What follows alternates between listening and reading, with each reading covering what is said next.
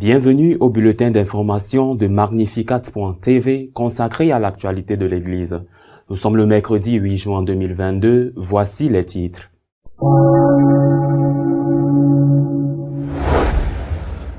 Le pape a nommé 21 nouveaux cardinaux, parmi eux l'évêque de San Diego, partisan d'autoriser les politiciens catholiques pro-avortement à recevoir la communion.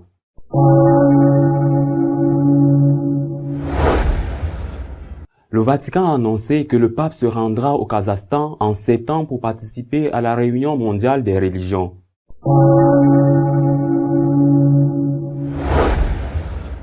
Le diocèse de Toulon en France ne pourra pas procéder à l'ordination des prêtres et de diacres prévue pour ce mois-ci, suite à la décision de la congrégation des évêques.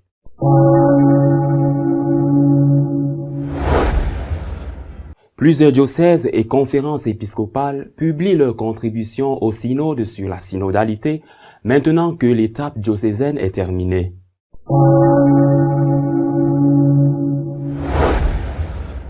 Un membre républicain du Congrès a rappelé à ceux qui s'indignent des attaques à main armée que les décès liés à l'avortement sont beaucoup plus nombreux.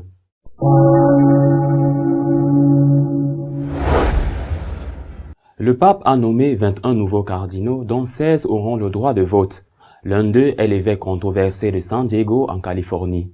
Le pape a annoncé la tenue d'un nouveau consistoire le 27 août prochain, dont le but sera de créer 21 nouveaux cardinaux, dont 16 auront le droit de vote lors d'un futur conclave, puisqu'ils auront moins de 80 ans.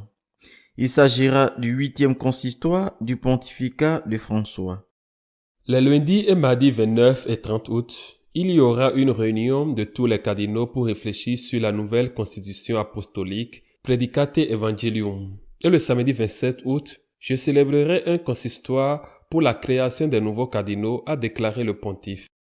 Parmi les nouveaux cardinaux figurent 3 chefs de dicaster de la curie romaine, à savoir l'anglais Arthur Roche, préfet de la congrégation pour le culte divin, le coréen Lazare Yu Yong-sik, préfet de la congrégation pour le clergé, et l'espagnol Fernando Berges Alzaga, président de la commission pontificale pour l'État de la Cité du Vatican et le Governatorato. À leur côté, François a nommé l'archevêque de Marseille, l'évêque de Kuolobia au Nigeria, l'archevêque de Manaus au Brésil, l'archevêque de Goa à Inde, l'évêque de San Diego, l'archevêque de Timor oriental, l'archevêque Com en Italie, l'archevêque de Hyderabad en Inde, l'archevêque de Brasilia, l'archevêque de Wa au Ghana, l'archevêque de Singapour, l'archevêque d'Assomption et le préfet apostolique de Mongolie. Avec eux, 5 archevêques âgés de plus de 80 ans recevront également la barrette rouge et ne pourront donc pas être électeurs dans un éventuel conclave. La nomination la plus frappante a été celle de l'évêque de San Diego, un fervent partisan de l'autorisation de la communion pour les politiciens catholiques qui soutiennent l'avortement. Le pape a également annoncé que le 28, entre le consistoire et la rencontre avec les cardinaux, il se rendra à L'Aquila en Italie, où est enterré Célestin V, le pape qui a démissionné au Moyen Âge et a passé le reste de sa vie enfermé dans une cloître.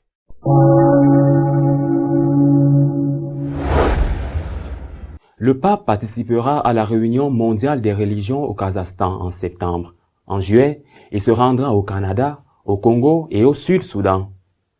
Le Vatican avait déjà annoncé 2 voyages du pape en juillet, l'un au Canada et l'autre dans 2 pays africains, le Congo et le Sud-Soudan.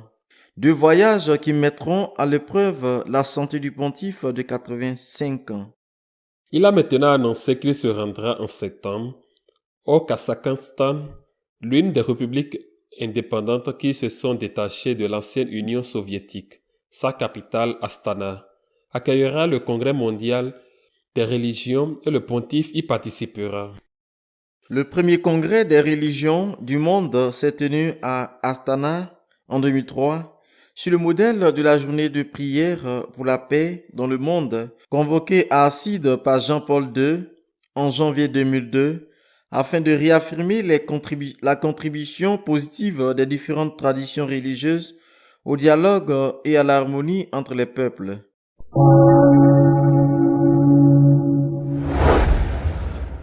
La congrégation pour les évêques a ordonné au diocèse de Toulon de suspendre l'ordination des diacres et des prêtres prévue ce mois-ci.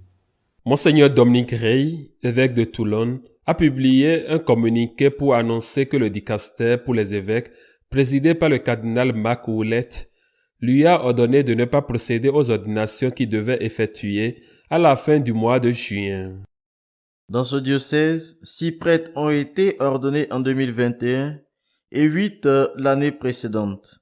Depuis plusieurs années, le nombre de candidats au sacerdoce au séminaire est l'un des plus élevés de France. En 2019, elle en comptait 66 derrière les séminaires de Paris 100 et la collectivité de Saint-Martin 115. L'une des explications de ce nombre élevé est la forte présence de membres de nouvelles communautés et de mouvements ecclésiaux.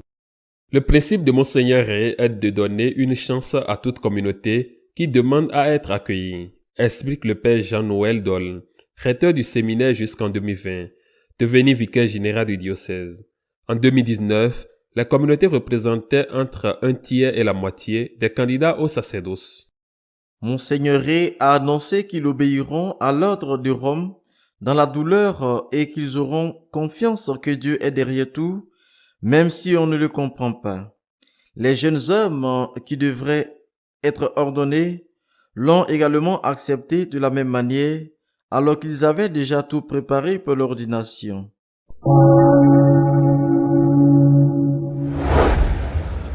Certains diocèses et conférences épiscopales ont fait connaître leur contribution au synode sur la synodalité. La Suisse et Barcelone prônent le sacerdoce féminin. La conférence épiscopale suisse a présenté les conclusions qu'elle présentera au synode sur la synodalité. Les fidèles qui ont donné leur avis lors de la phase diocésaine demandent la pleine participation des femmes et une inclusion plus juste des divorcés et remariés ou des personnes LGBTI. Dans le pays alpin, les questions spécifiques aux femmes dans le rapport du synode ont été dominées par la partie germanophone de la Suisse. En revanche, de la Suisse romande et de la Suisse italienne, il a été dit que l'ensemble du processus synodal doit être compris comme un processus spirituel. D'autres diocèses ont également fait connaître leurs conclusions. En Espagne, l'archidiocèse de Barcelone l'a fait. Parmi les contributions incluses dans le texte figure la demande de suppression du célibat des prêtres et l'ordination des femmes. L'archevêché de Saragosse a exprimé un sentiment très similaire.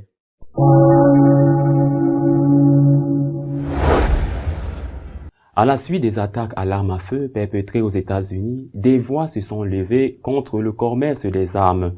Un membre du Congrès rappelle que l'avortement est le plus grave. Billy Long, membre du Congrès de Missouri, a rappelé à ceux qui protestent contre la vente d'armes à feu utilisées pour commettre des attentats que le meurtre de 63 millions de bébés lors d'avortement a détruit le respect de la vie humaine qui existait avant Roe Wade.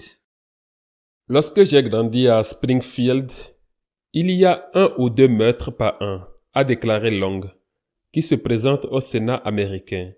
Maintenant, nous en avons 2, 3, 4 par semaine à Springfield, Missouri. Quelque chose est donc arrivé à notre société. Je reviens à l'avortement lorsque nous avons décidé qu'il était acceptable de tuer des enfants dans le ventre de leur mère. La vie n'a aucune valeur pour beaucoup de ces personnes. Le chiffre du National Right to Life Community montre que 63,5 millions de bébés ont été tués lors d'avortements depuis que la Cour suprême a légalisé l'avortement dans l'affaire Roe et Wade. En 1973, 900 000 bébés sont tués dans des avortements chaque année rien qu'aux États-Unis. C'est plus que la population de l'État le plus peuplé de notre pays, la Californie, et plus que la population combinée de nos 23 États les moins peuplés, déclare Randall O'Bannon, directeur de l'éducation nationale Right to Life. Pour donner une autre idée de l'énormité de cette bête, une nation de 63,5 millions d'habitants se classera au 23e rang sur la liste des pays les plus peuplés du monde. Elle devancera des pays comme l'Italie, l'Espagne, le Kenya, l'Afrique du Sud, l'Arabie Saoudite, l'Irak, l'Argentine, la Colombie, le Venezuela, la Corée du Sud et le Canada.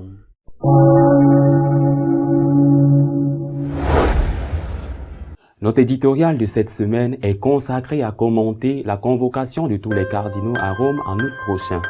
Peu à peu, les résultats des assemblées synodales des différents diocèses sont connus. Certaines données connues sont très inquiétantes. Par exemple, celle du diocèse de Barcelone en Espagne. Ce sont des conclusions, des pétitions qui vont tout à fait dans le sens de ce que demande le synode allemand. Est-ce vraiment ce que veulent les catholiques pratiquants de Barcelone?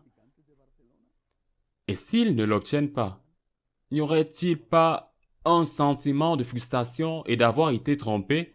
Et s'ils l'obtiennent, sera-t-il possible de maintenir l'unité dans l'Église? Mais je pense que c'est là que réside le problème. Y a-t-il unité dans l'Église? Nombreux sont ceux qui pensent que le schisme est déjà un fait. Certains affirment même qu'il s'agit d'un fait irréversible. Et ce ne sont pas seulement ceux de la minorité conservatrice qui pensent ainsi, mais aussi ceux du secteur plus libéral qui réclament des réformes. Par exemple, Magnus Street, qui est professeur de théologie fondamentale à la faculté de théologie catholique de l'Université allemande de Fribourg. C'est l'un des principaux promoteurs du synode allemand, l'un de ses théoriciens les plus pertinents, et voici ses paroles. On parle constamment de l'imminence d'un schisme semblable à celui déclenché par Martin Luther avec ses critiques de l'Église au XVIe siècle. Mais les critiques ne doivent pas craindre qu'un schisme se produise. Le schisme existe depuis longtemps. Dans de nombreux milieux catholiques, le fossé entre la conscience des fidèles et le credo contraignant établi par le magistère de l'Église est si prononcé qu'il n'y a plus rien à réparer. Le schisme, pour le professeur du Street, est irréversible. C'est un fait, et c'est un fait irréversible. Ce n'est pas parce que c'est lui qui le dit qu'il a raison, comme si c'était la parole de Dieu. Je pense qu'il regarde sa réalité allemande, ou peut-être c'est le cas. Mais il me semble qu'il y a plus d'églises que celles d'Allemagne, aussi riches et influentes soient-elles. Il ne me semble pas que ce ne soit le cas en Afrique, par exemple, et pas seulement en Afrique, mais je ne doute pas que ce qu'il dit soit vrai dans un grand secteur de l'Église. Au début du synode allemand, c'est l'évêque d'Essen, l'un des évêques allemands les plus insistants sur la nécessité de réaliser les réformes demandées par le synode allemand, qui a déclaré que si ces réformes n'étaient pas accordées, le schisme serait plus étendu et plus grave que celui de Luther. Je le répète, il se peut que j'ai une perception qui n'est pas globale. Il se peut que, comme dans les guerres, chacun essaye d'intimider l'adversaire en montrant toute sa force et toute sa puissance, même plus que ce qu'il a en réalité. Mais le schisme existe. Le schisme est un fait. Dieu merci, il n'a pas encore été formalisé. Et c'est ce que nous devons essayer d'éviter. Le pape n'a pas seulement convoqué un consistoire pour nommer 21 nouveaux cardinaux, dont 16 électeurs. Mais il a convoqué tous les cardinaux du monde à Rome au mois d'août, à la fin du mois d'août, ce qui en soi est déjà extraordinaire. D'abord parce que c'est la deuxième fois qu'il les convoque en plus de 10 ans de pontificat. Il ne les a convoqués que la première fois qu'il a nommé des cardinaux quand il était normal de réunir tous les cardinaux pour nommer de nouveaux cardinaux. Cela favorisait que les cardinaux se connaissaient entre eux.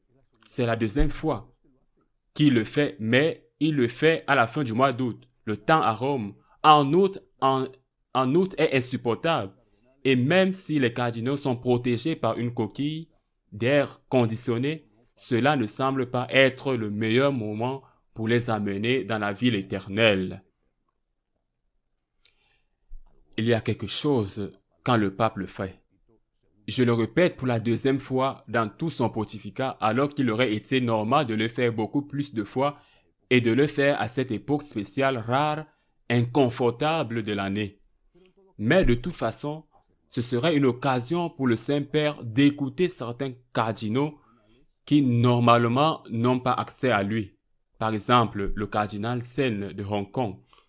Si les communistes chinois le laissent sortir de Hong Kong, qui a essayé de rencontrer le Saint-Père il y a plusieurs mois sans succès. Maintenant, si les communistes le laissent sortir, il serait dans ce consistoire.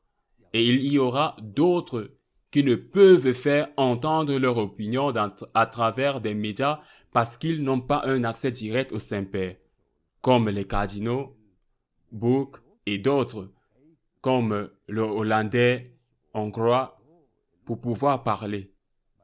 Bien sûr, il y aura d'autres cardinaux présents qui opinent le contraire de cela. Je pense au cardinal Marx de Munich ou à Kupik de Chicago, pour n'en citer que quelques-uns. Ou encore un néo-cardinal Kelroy qui vient d'être nommé et qui est évêque de San Diego aux États-Unis. Ce sera aussi une grande opportunité et c'était l'un des motifs consistoires dans lesquels tous les cardinaux venaient, une opportunité pour les cardinaux se connaissent entre eux, parce qu'ils ne se connaissent pas, particulièrement ceux qui viennent des lieux éloignés et qui, peut-être dans les alentours, les évêques de leur pays ou des pays voisins les connaissent, mais en général, ils ne sont pas connus. Le cardinal de Sainte Lucie, une île des Caraïbes, le cardinal de Laos par exemple, le cardinal du Cap-Vert, une île de l'océan Atlantique en face de l'Afrique, ou le cardinal de Tonga dans le Pacifique, de la Papouasie, sont des cardinaux dont personne ne sait vraiment ce qu'ils pensent, comment ils voient ce qu'ils pensent dans l'Église.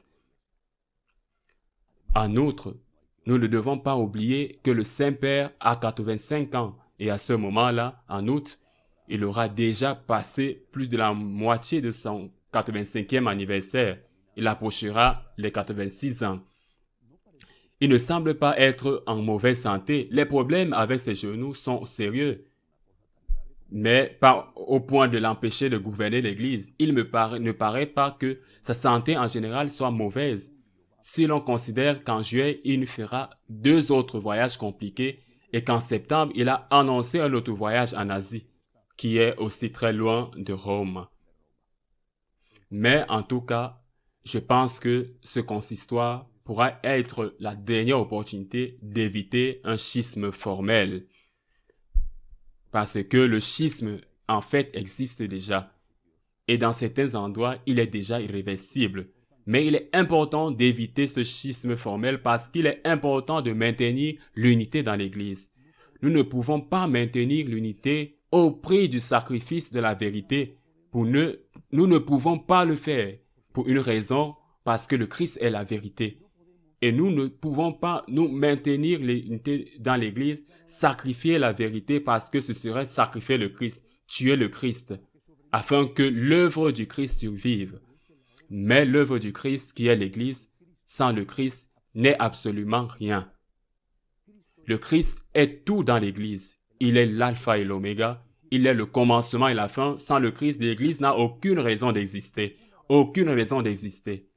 C'est pourquoi nous ne pouvons pas sacrifier la vérité qui est le Christ pour maintenir l'Église dans l'Église.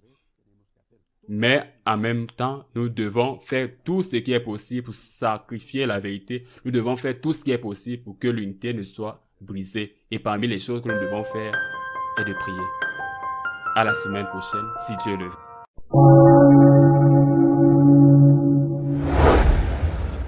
Si vous souhaitez être au courant de ce qui se passe dans l'Église, vous pouvez le faire à travers notre page d'information magnificat.tv.